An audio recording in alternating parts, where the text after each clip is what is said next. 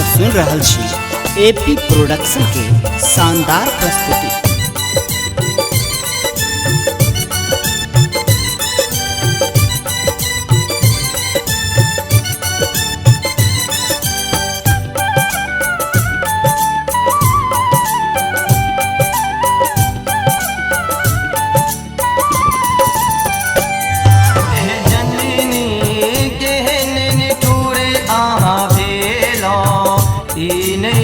उचित करे छी हे जननी केहन निठुर अहाँ भेलौ, ई नहि उचित करे छी ई नहीं उचित करे छी ई नहीं उचित करे छी मैया केहन निठुर अहाँ भेलौ, ई नहीं उचित करे छी हे जननी केहन निठुर अहाँ भेलौ, ई नहीं उचित करे छी।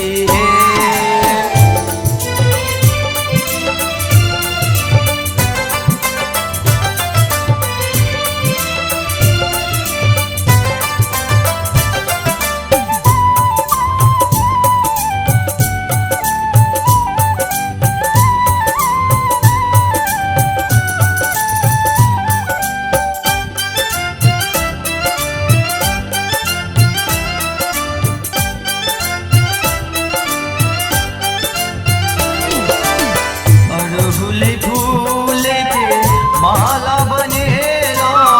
धूप दीप सो आके सजेलो,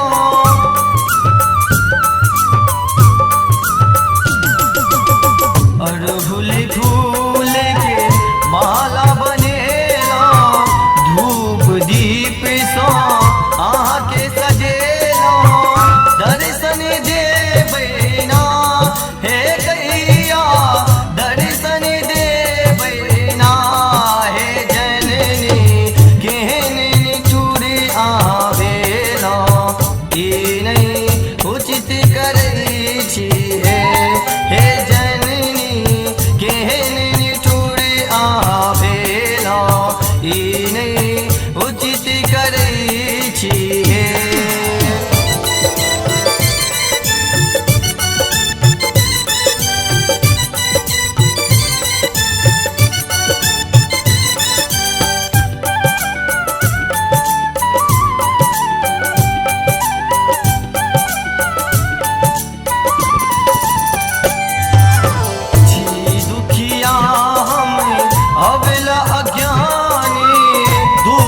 के मारल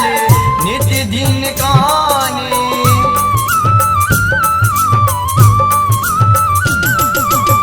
जी दुखिया हमें अबला अज्ञानी, दुख के मारल नित्य दिन कानी, घूर उठबियो हे मैया शरण में रखियो हे जननी केहन निठुर अहाँ भेलौ, ई नहीं उचित करे छी हे जननी केहन निठुर अहाँ भेलौ, ई नहीं उचित